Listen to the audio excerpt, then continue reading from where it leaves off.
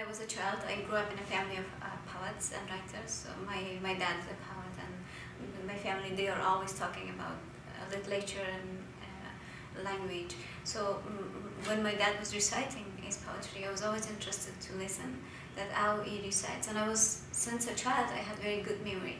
Whenever someone was reciting something in front of me, then I could memorize it, even without any problem. It would come to me. And then I didn't go to any proper school for being a poet or for writing poetry. It just came naturally. Sometimes my dad tells me that Alaha is a poet by nature.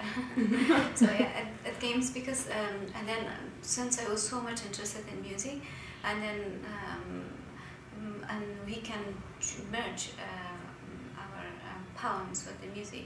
So, and then when I was reciting my poetry, since I was a child, everyone really liked it, and then the people were encouraging me and appreciating my poems. So when I had the support and encouragements of my people, then it made me to write more and more, and I feel so good now.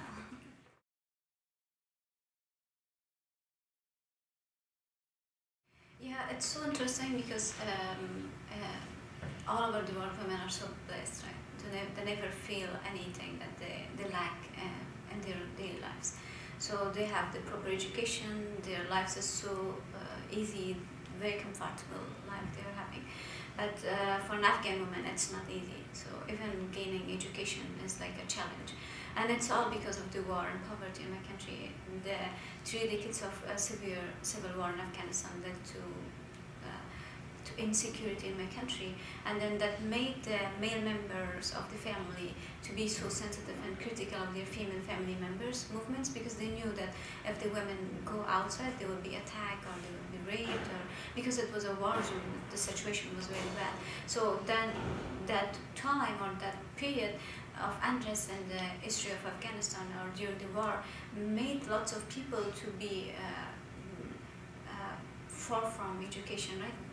That kept, especially women, far from education. So women couldn't continue to their higher education, or even like lots of women remained illiterate.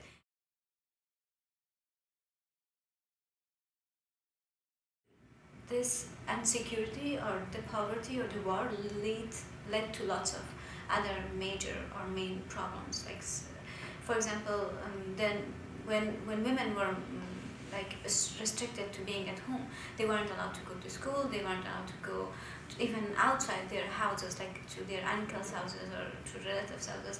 So that then the women were 24 hours at home, so they weren't able to go and meet someone in their lives, or no. Then the practice of forced marriages or arranged marriages started, and it was that people were trying to marry within their families, because the moms would go to different places and would see a girl, and then she would tell her son that, oh, I saw a girl, she's very nice, would you marry her? And then he would say, okay, because he would never see. And then and now we can understand that everyone's like perspective is different, like what your mom thinks is different from what you think, right?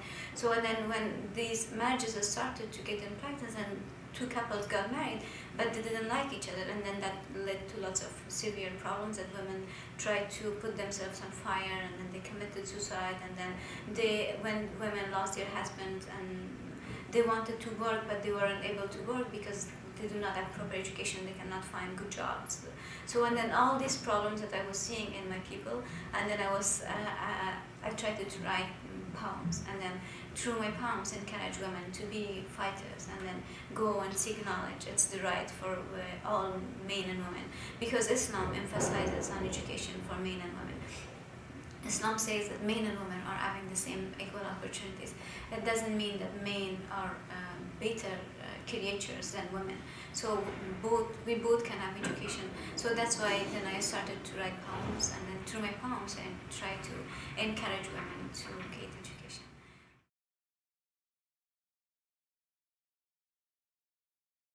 No, like I am like working, or I am about to sleep, and then I just think about women or whatever comes in my mind, and then all these things come to my mind, and then I immediately, nowadays thank God we have computer, right? So I pick my laptop and I write whatever comes in my mind.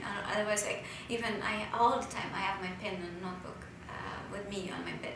So and then whenever something comes, then I just write it down, and then And then when I see that, that's just because of the feelings that I feel when it comes, and I feel that, oh my gosh, that is something that I have written that I even can't believe. So I cannot force myself to write something. It just comes to me, and then, or especially in this poem that I wrote, it just came.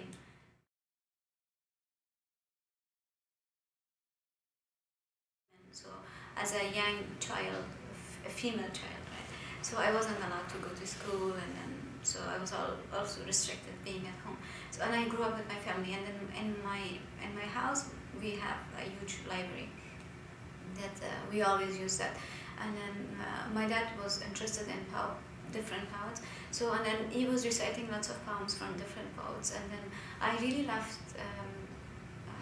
3 or 4 of them.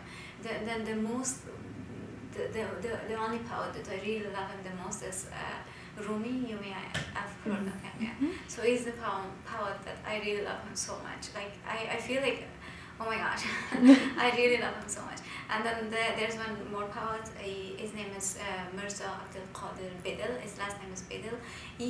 His poems are not easy to read or to recite.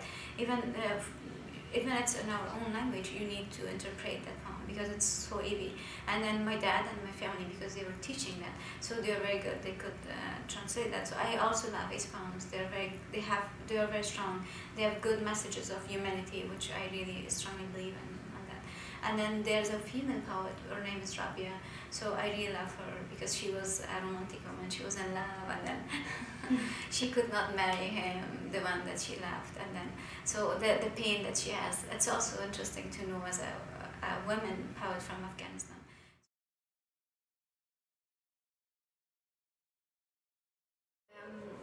In Afghanistan, when I was a child, right, I started writing poetry.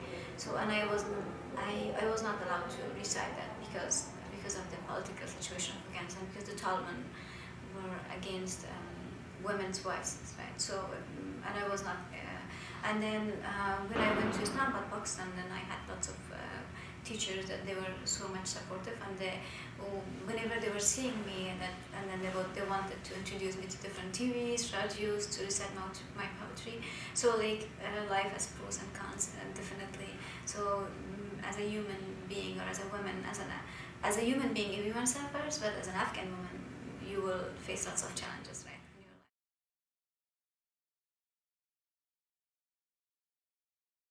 It's something that it takes me ages to finish it, because what I mean, what I want to say, so I cannot translate it into English. So, and then I try to come up with something that what I aimed, then I can. So it's very difficult to translate poems into English. Yeah.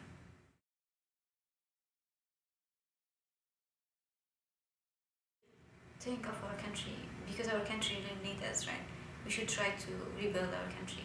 Till what time we should be in the war, right? Till what time we should lose our young generations, our children, our women. So till how, why? And then these are the things that I'm saying. My messages are like that. So then my messages are all painful, because these are the pains that I feel.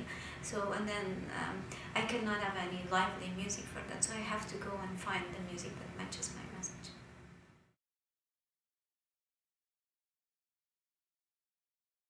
We are all women. We all have the same feelings. We are very emotional. We all pass the same way. So my message to all writers, like young guys, girls, men and women, my message to them is that never write something that you do not have knowledge of. So go and search and find much information about what you're writing, and then if you feel the pain, and then when you write something, then your poem or your piece of writing will always remain alive.